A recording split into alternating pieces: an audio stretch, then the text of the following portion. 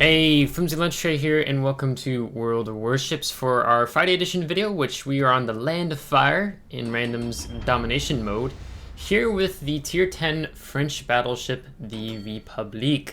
So I posted a poll on my community tab. I'm trying to get back into the rhythm of doing this and to see which ship you wanted me to feature this weekend. And République barely beat out Pommern, so perhaps next weekend I'll feature the Pommern. But for today, it is the République. And I'm really going to have to say, I'm really disappointed I haven't gotten this ship sooner. So there's so many new ship lines that Wargaming is, pumping out into the game on a consistent basis, and you really have to have premium account, and then it's like, do you have enough economic boosters and credits? And I tend to grind ships faster than what I have credits for. And so I've just recently picked up the République since playing World Warships since the fall of 2019. I don't know why this République never really caught my attention. I heard good things about it, but I had just spent so much time grinding other ship lines in the game. And I can definitely tell you I'm disappointed I haven't grinded this ship line sooner. Now, the Alsace in Richelieu, I would say, was a bit of a more frustrating experience for myself. And there's a big difference, I would say, in terms of the gunnery, when you go from the Alsace at Tier 9 to the République, because you go from, 12 380s to 8 431s.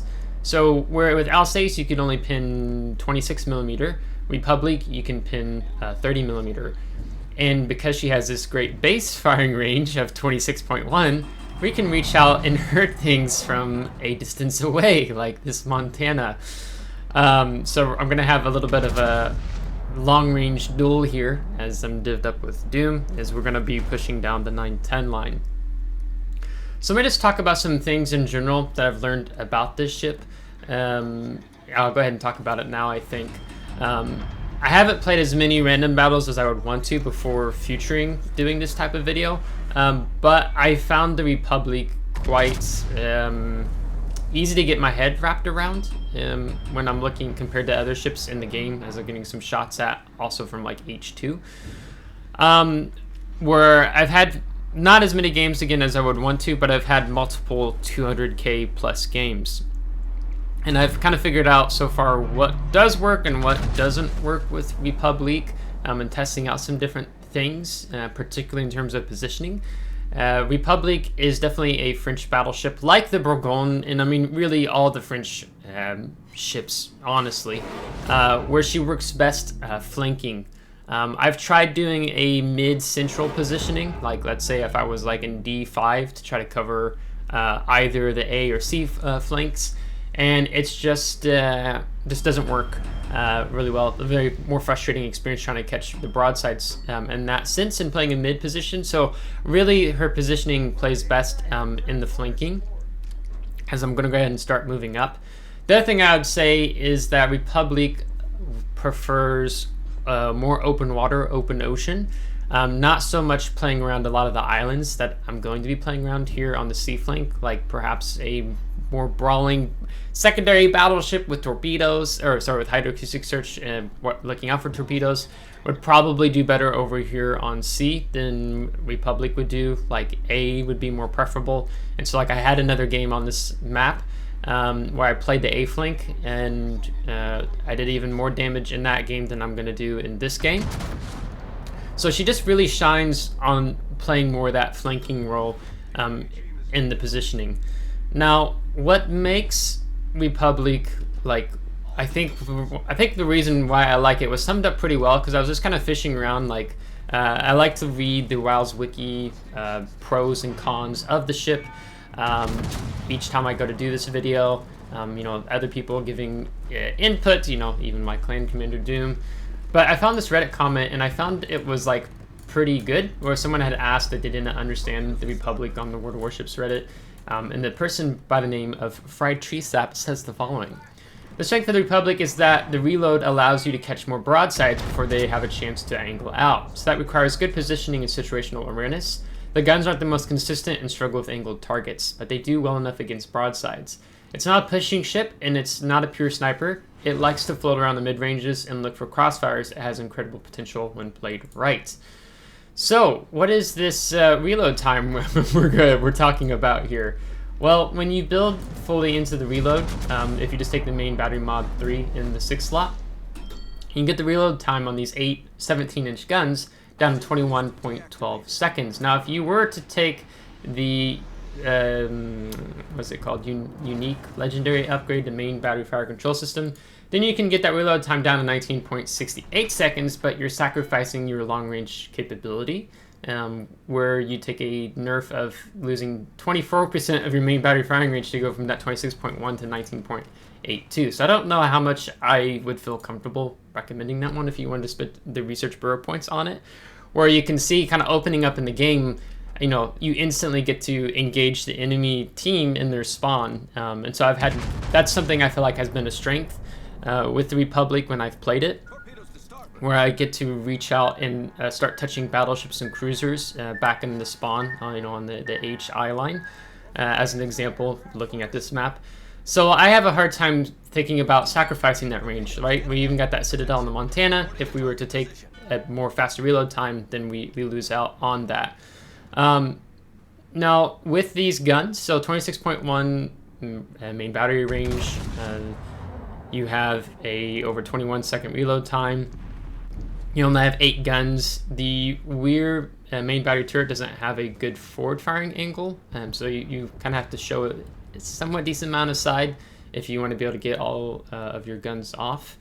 But the one thing I would say is probably really frustrating, which the Reddit comment captures quite well, and I've experienced this myself in playing Republic, is just that for some reason these 17-inch gun shells, they struggle with angled targets, especially battleships. I had a game on, I think it's Faroe Islands, where there's I don't know how to pronounce the name of the ship. Maybe I get it right, so I won't be surprised if I get corrected in the comments. Giuseppe Verdi. I had 5 salvos. Okay, so 5 times 8, so 40 as 17-inch AP shells flying at Giuseppe Verdi. And when the Giuseppe Verdi was angled, I only did something like 5 to 10k damage out of all those 5 salvos because of him being angled. So it's a really frustrating experience, in my opinion, trying to shoot angled targets with the Republic. And again, as that strength is, with that fast reload time, you catch ships off guard, perhaps like this Frank Friday with the close quarters expert kill there. You catch ships off guard with your really fast reload time of that 21 second or underneath 20 seconds if you were to take the legendary upgrade on the 6th slot for that even negative 18% reload time versus the negative 12% reload time you get with the main battery mod 3. So you punish the broadsides, and at higher tier gameplay, if you have that positional situational awareness, you can really start cranking up the damage fast with the Republic. And last thing, again, I will say, like as the Reddit commentator points out, this is definitely a mid-range battleship. She's not a long-range battleship. She's not a brawling battleship mid-range. And that's usually what I define as being 12 to 15 kilometers. When building into full concealment, you'll have a 14.14 kilometer base conceal. So it's not a, in terms of other tier 10 battleships, doesn't have the best base concealment.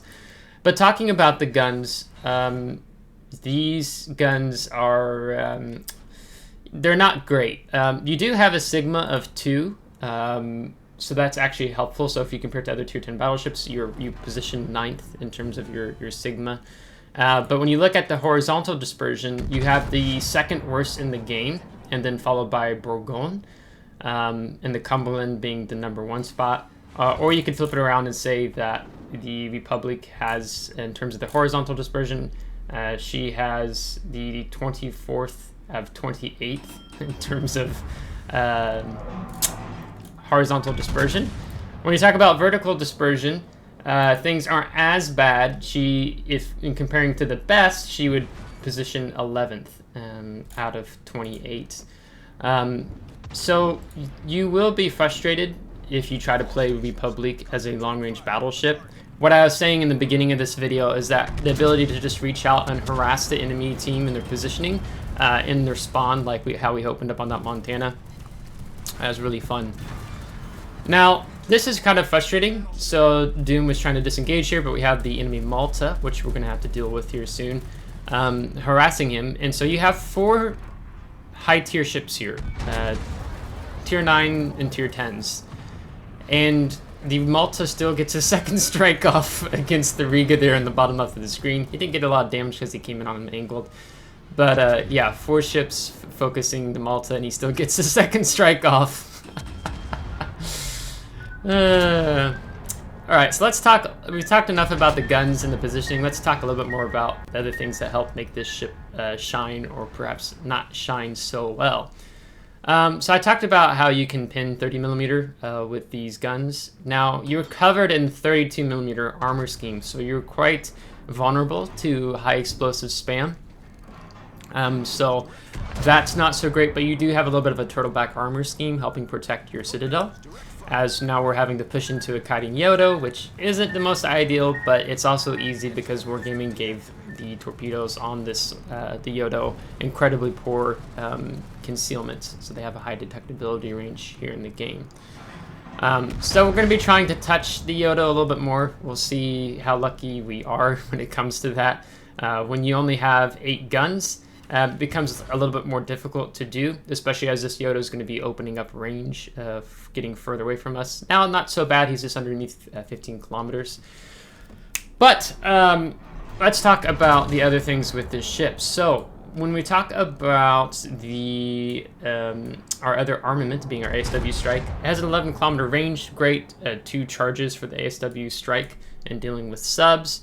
And then even your secondary battery is decent. You can build into the secondaries on Republic. I don't really feel like that's where Republic shines, in my opinion. I think other WoW content creators have talked about doing a secondary build on Republic.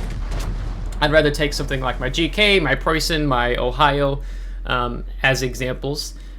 If I wanted to play a tier 10 brawling secondary build, just because the armor scheme on Republic just doesn't really help us in that regard. And also for the fact when you're looking at your consumables, beyond your damage control party and your repair party, you only get the engine boost. Now, if we're building into it with the engine boost mod 1, we can get this almost to a 4-minute, 3 citadels. Big damage on the Malta. We can get the engine boost up to almost a 4-minute duration, which honestly I really like doing on this the French ships here in the game. In the engine boost here on the Republic, it's a plus 8%, so not like the plus 15 or plus 20% or even a 25%, but it's a plus 8%. So you can get decent speed. So 30 knots standard. If you take the Sarah Mike flag, we'll go 31.50 knots, and then tack in the plus 8%. I'm guessing that gets you over 33. I'll try to do the math on my phone here real quick. 31.5. Oops, I did the math wrong. 1.08. Yeah, 34 even almost in terms of our top speed. So that's really good to have. You know, you're not the most slowest tier 10 battleship, but you have the speed to be able to play that flanking role really well. Again, I don't think Republic does well in playing a mid role, mid map, playing middle of the map versus the flanks, as I've just had a much better experience and much higher damage when I play Republic as a flanking battleship here. Here, I'm like really wanting to finish off Malta, maybe shoot the Yodo again, but we have the Van Speck, probably pronounced that wrong too, here over in Bravo. So yeah, as soon as I turned my guns away, the Malta, and he was at just over 3,000 hit points. So we're gonna aim at the map border. When you're dealing with the ship that's riding the border, aim at that more solid white line. And I'm really hoping we get the kill here, and we do, picking up the general offensive in addition to our close quarters expert. So we've really dealt with the flank well. We've got rid of the CV. There's no need for us to go chasing the Yodo. We already have 2 ships over there doing that. So we're going to go more into mid. You know, we do have the ship advantage, of course. We have the points advantage, but the enemy team is ticking to cap. So this game is not quite over just yet. As our Holland, actually, he's going to have a really good game here as well. He had to deal a lot with the CV planes from Malta in that regard. So we're going to go ahead and push up here. I'm trying to think if there's anything else particular I want to say. I will do the upgrading commander build video on Republic tomorrow. I go into depth on a lot of things here. With the 11-kilometer ASW range, you know, we can fish out, trying to find out where exactly enemy ships are with their AA on. So I want to be able to riddle down the advanced spec, as it looks like he's going to be turning back into us. So we're going to have to get this island out of the way so we can take him on, as I feel pretty confident in this setting to be able to engage him, as he's being cheeky using the island. He's going to be firing probably some more HE airstrikes on us as well, but to be expected in this situation. So I was just trying to remind myself a little bit of the stats on him. And I'm going to probably go ahead and I'm going to pop another repair party here in a minute, especially if he goes ahead and drops his airstrike. So we can just be winning this engagement. Now, him pushing in, I can take the fight. I don't need to necessarily get super close to him. I'm just trying to get the island out of the way. So my goal is I'm going to slow down once I get around the corner of this island, because I don't want him to get the ram off on me and trading here. I know I can win the fight if I'm able to just simply take him on. Can't reach the sub. He's a little further away than I thought. Almost a 8K salvo there, as I'm trying to figure out exactly where is the HE airstrike salvo landing as we are accelerating, deaccelerating. I don't want to close the distance. Yet at the same time, I don't want to take a massive HE airstrike. We're only going to take a little bit there. And I think about aiming more into the hull, but then I decided to raise it up, and unfortunately we get some ricochets there. But we're going to kill him by fire and picking up the Confederate and high caliber, as we're getting really close now to 1,000 points and wrapping up this battle. The AA defenses too on Republic, they're not incredible. If you look at their strength, they would rank 15 out of 28. The WoW's wiki kind of talks about that the Republic has very strong AA defenses. I would kind of, when you compare it to other tier 10 battleships, there's 14 others that have better AA. But it's not horrible. But I mean, the St. Vincent beats you out in the AA, if that kind of alludes to anything there. So probably in tomorrow's video, I'll talk a little more about that vertical horizontal dispersion, what you can do to kind of help improve it a little bit, and just how that affects, you know, that this is a mid-range battleship, that you're probably going to be playing that 12 to 16 kilometer window fairly regularly, especially if you're dealing with secondary battleships, you know, get outside their secondary range. So 216,000 damage with 25 planes shot down, 4 kills, some citadels with the general offensive, Confederate, close quarters, and high caliber, even some secondary battery action in there, so not too shabby, all said and done. Then we're going to go ahead and go into the team score. We're going to actually be second on the team because our Holland had a really good game. He got a lot. I think he had a decent number of torpedo hits, but the 51 planes is definitely going to fuel his base XP, so we definitely compliment him and our Ohio player who did good in holding the opposite flank as long as he did. And then we actually did over 3.1 million potential damage, and we took 92,000 damage, all said and done. Secondary battery 4,600, and main battery 210. And 71,000 damage to aircraft. Not that it felt like we made a huge difference there when Malta can fly over 4 ships and still get a second strike off. And 340,000 credits with the premium count, all said and done. So again, as I said in the beginning of this video, I'm really disappointed I haven't picked up the Republic sooner than what I have now, because I have been finding this to be a very enjoyable ship, especially when you get the engine boost and you can kind of control some enemy battleship salvos from longer range. You may have caught that in the beginning when there was some firing upon us. So prop mod could be a possibility in the 4th slot, but I think in this video I had the damage control party in the 4th slot. So let's talk more about the ship tomorrow, but if you liked today's video, give it a thumbs up. If you didn't, give it a thumbs down. Subscribe if you want to see more. If you're subscribed, thanks so much. I appreciate it. Thank you to my Patreon supporters, and thanks for voting on this Friday, Saturday highlight here and selecting the Republic for me to do here on the channel. So until next time, take care.